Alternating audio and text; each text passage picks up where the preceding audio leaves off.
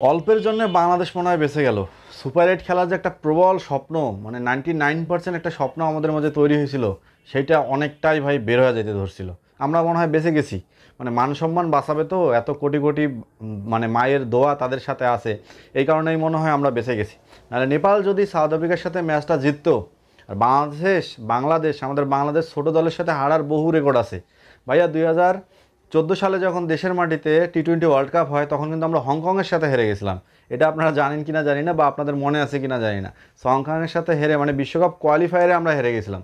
হেরে গিয়ে তারপরে মানে কত ওভার যেন কত রান লাগছিল, সেই ওভারের মধ্যে হংকংকে আমরা অল আউট করতে পারি নাই। হেরে যাওয়ার পরও আমরা সেই ওভারের রান রেটের কারণে আমরা মানে সেকেন্ড রাউন্ডে কোয়ালিফাই করছিলাম 2014 সালে, যেটা বাংলাদেশে টি-20 ওয়ার্ল্ড কাপ হয়েছিল। তো এখন কথা হচ্ছে ভাইয়া, আজকে যদি নেপাল সাউথ আফ্রিকার সাথে লাস্ট এক বলে 2টা রান নিয়ে ফেলতো, আমার মনে হয় নেপাল এখানে আসলে অভিজ্ঞতার কাছে হার মেনে গেছে, কারণ কিভাবে খেলতে হয়। আর সাউথ আফ্রিকা সেখানে অভিজ্ঞতার কাছে জিতে গেছে, কারণ যেভাবে বাউন্সারটা দিছে, আপার কাটটা খেলছে, টাইমিং যদি হইতো তাহলে কিন্তু ম্যাচ একদম সাউথ আফ্রিকার কাছ থেকে নেপাল বের করে নিয়ে আসতো। আর সেইখানটায় যদি এই ঘটনাটা ঘটে যাইতো, তাহলে বাংলাদেশের কী অবস্থা দাঁড়িয়ে একবার চিন্তা করে দেখছেন।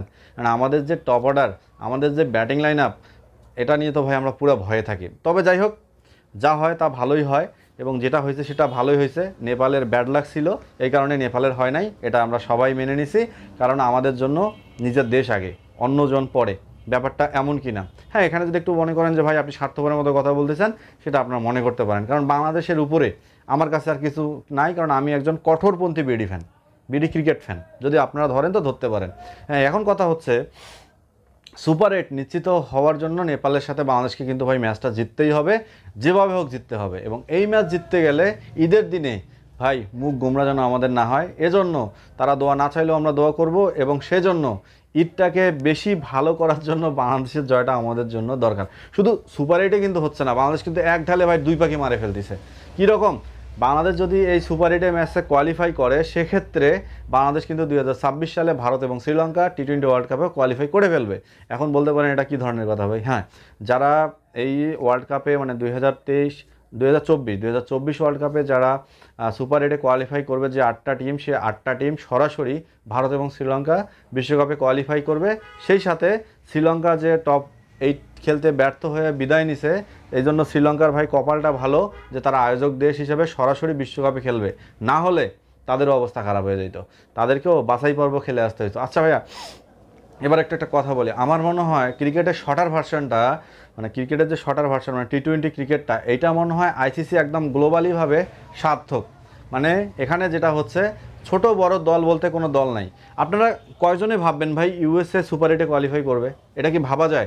পাকিস্তানের মতো দল সুপার এইট থেকে আউট হবে, নিউজিল্যান্ডের মতো দল সুপার এইট থেকে আউট হবে, এটা কখনোই চিন্তাধারার মধ্যে ছিল না। কিন্তু এইবার তুলনামূলক, এইবার আইসিসি দল বাড়াইছে, এই জন্য আইসিসিকে ধন্যবাদ। দ্বিতীয়ত, এই যে দল বাড়ানোর ফলে গ্রুপিংভাবে যে খেলাটা হচ্ছে, ঠিক বিশ্বকাপ ফুটবলে আমরা যেটা দেখি, টি-20 ওয়ার্ল্ড কাপে আমরা সেটা দেখি। এবং এই কারণেই এইবার আইসিসি ক্রিকেটটাকে এমন গ্লোবালি সাজাইছে, মানে সার্থকতা ভাববে এই ওয়ার্ল্ড কাপে, যে ছোটো হচ্ছে বড় বলতে কোনো দল নাই। যে অস্ট্রেলিয়া বড় আছে, ইউএসএ ছোট আছে, এদের মধ্যে খেলা হচ্ছে, কে জিতবে ভাই এটা কিন্তু বলা মুশকিল। এবং সেই সাথে আইসিসিকে ধন্যবাদ দেওয়া উচিত এই কারণেই যে টি-20 ওয়ার্ল্ড কাপটা এমন কিছু পিছে তারা খেলাটা শুরু হয়েছে, যেখানে ব্যাটিং বা বোলিং কারোই আধিক্যতা নাই, যে একজন বড় ব্যাটসম্যান নামছে, একটা ছোটো দলের বিপক্ষে একদম মারে টারে ধুমধাম শেষ করে দিল, এটা কিন্তু নাই। এই কারণে আইসিসি অনেক অনেক ধন্যবাদ যে এত সুন্দর একটা ওয়ার্ল্ড কাপ আয়োজন করার জন্য। হ্যাঁ, এখন আপনারা বলতে পারেন যে ইউএসএতে যে খেলা হচ্ছে, এই খেলাটা আসলে একটা ঘুম ধরনের ক্রিকেট, কিন্তু না ভাইয়া, এখানে একটা ব্যবসার দিকে কিন্তু আইসিসি নজর দিছে। ইউএসএর যে খেলাগুলো হয়েছে, নাসা স্টেডিয়াম, ডালাস স্টেডিয়াম, যেখানেই খেলা হয়েছে, দর্শক কিন্তু পরিপূর্ণ ছিল প্রতিটা ম্যাচে। কেন জানেন? এই ক্রিকেটটাকে গ্লোবালি ছড়াই দেওয়ার জন্য, এবং বিজনেসটাকে মানে ক্রিকেটে আইসিসির বিজনেসটাকে রান করার জন্য। সেই সাথে ক্রিকেটের যে 3 মোড়ল আছে, ইন্ডিয়া, অস্ট্রেলিয়া, ইংল্যান্ড, এদের কাছ থেকে বের হয়ে আসার জন্য আইসিসির যে বিজনেস জোনটা টার্গেট করা দরকার, সেটাই হচ্ছে আমেরিকা। এবং আইসিসি সেই কাজটা মানে সার্থকভাবে করছে। হ্যাঁ, হয়তো আপনি বলতে পারেন ভাই এটা কী ধরনের কথা যে আপনি বিজনেস জোনকে আইসিসি টানতেছেন। আসলে ভাই ব্যাপারটা এমনই, কারণ আপনারা খেয়াল করেন, আমেরিকার মানুষে কিন্তু ক্রিকেটের কও জানে না, তাদের সেরা 12টা যদি আপনারা খেলার লিস্ট দেখেন, সেখানে কিন্তু ক্রিকেটের পাবেন না। এই ক্রিকেটটা তারা চিনেও না যে ব্যাট কি বল কি কীভাবে খেলে। এই কারণে আইসিসির ইউটিউব চ্যানেলে গিয়ে আপনারা দেখবেন, সেখানে আইসিসি মানে আমেরিকার মানুষকে খেলা বোঝানোর জন্য আলাদাভাবে ভিডিও করছে, যে ভিডিওটা দেখলে আপনার হাসি পাবে। কারণ আমাদের দেশের যে ছেলেটা মায়ের পেট থেকে বেরোয় না, সেও বোঝে 4 কোনটা, 4 কোনটা, 6 কোনটা, নো বল কোনটা, বোল্ড আউট কোনটা, আউট করলে কোন আঙুল ভাসাইতে হয়, ওয়াইড দিলে কীভাবে দিতে হয়, নো বল কীভাবে দিতে হয়, 4 কীভাবে দিতে হয়। এটা আমাদের দেশের একটা ছোট ছেলেও জানে ভাইয়া, কিন্তু আমেরিকা জানে না। এই কারণে তাদের জন্য ইউটিউবে একটা সুন্দরভাবে আইসিসি ভিডিও ক্রিয়েট করে দিছে। সো এই হচ্ছে ব্যাপার। সো এখন যে কথা হচ্ছে, বাংলাদেশ দল সুপার 8-এ খেলবে, এই কারণে বাংলাদেশ দল অনেক ভাগ্যবান যে সুপার 8-এ খেললে ভাইয়া পরবর্তী বিশ্বকাপে আমরা কোয়ালিফাই করব। তার আগে নেপাল ম্যাচটা কিন্তু ভাইয়া আমাদের জন্য খুবই খুবই গুরুত্বপূর্ণ। এখানে সাকিব আল হাসান কথা বলছে যে শান্ত খুব ভালো ক্যাপ্টেন্সি করতেছে, হ্যাঁ আশরাফুল কথা বলছে শান্তর ক্যাপ্টেন্সিতে মুগ্ধ। কিন্তু ভাই আমার কথা যেটা হচ্ছে, বা আমার মতো কোটি বাঙালির ক্রিকেট ফ্যান যারা আছে, তাদের কথা হচ্ছে, শান্ত ভালো খেলবে কবে ভাইয়া? রান করবে কবে? লিটন কুমার দাস কবে রান করবে ভাইয়া? আমাদের আর কত অপেক্ষা বাড়াবে? 8, 9, 10 বছর ধরে ক্রিকেট খেলতেছে, অথচ তাদের মধ্যে এখন পর্যন্ত মানে খেলা যে খেলতেছে তাদের একটা অভিজ্ঞতা নাই। তারা কোন বল কিভাবে খেলবে, কোনটা কিভাবে মারবে, এইটাই তারা জানে না ভাইয়া।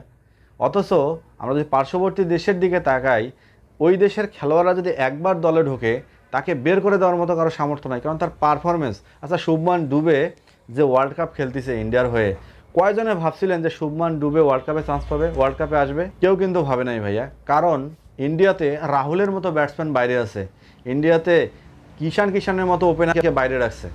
কারণ কি জানেন? তাদের যে ভালো ভালো পারফরমেন্সগুলো আছে বা পারফর্মারগুলো আছে, তাদের কিন্তু তারা দলে নিছে। আচ্ছা, আশিদীপ সিং এই ছেলেটা যে ওয়ার্ল্ড কাপ খেলবে, এটা কি আপনারা জানতেন? কিন্তু তাদের পারফরমেন্সে তারা চলেছে। কিন্তু আমাদের দেশের প্লেয়াররা এমন হয় না কেন ভাই? হ্যাঁ, হয়তো বা বিশ্বকাপ শেষে আমাদের প্লেয়াররাও কিছু অজুহাত দিবে, আমাদের দেশের খেলোয়াড়রাও কিছু অজুহাত দিবে। এই কারণেই বলবে যে আমরা তো সারা বছর মিলে শুধুমাত্র বিপিএলে টি-20 খেলি, আর তো টি-20 খেলার ভাগ্য আমাদের হয় না। তো আমরা কিভাবে টি-20 পারফর্ম করব? এখানে আমাদের বিসিবিরও কিছু দায় আছে, কারণ ওই বছরে একটার বেশি টুর্নামেন্ট আর বিসিবিও করতে চায় না। যাই হোক, সে কথায় আসবো না, সে আলোচনা অনেক হয়েছে, এই আলোচনা করতে চায় না। এখন কথা হচ্ছে নেপালের ম্যাচ।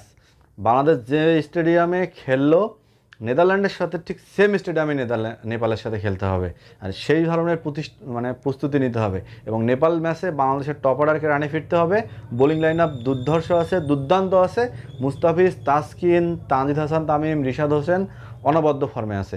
তবে নেপাল ম্যাচে যদি মাহাদিকে কোনোভাবে দলে ঢোকানো যায়, আমার মনে হয় খুব ভালো হবে। যারা রান আউটে দেখতেছেন অবশ্যই চ্যানেলটা সাবস্ক্রাইব করবেন, এবং পেজে যারা দেখতেছেন অবশ্যই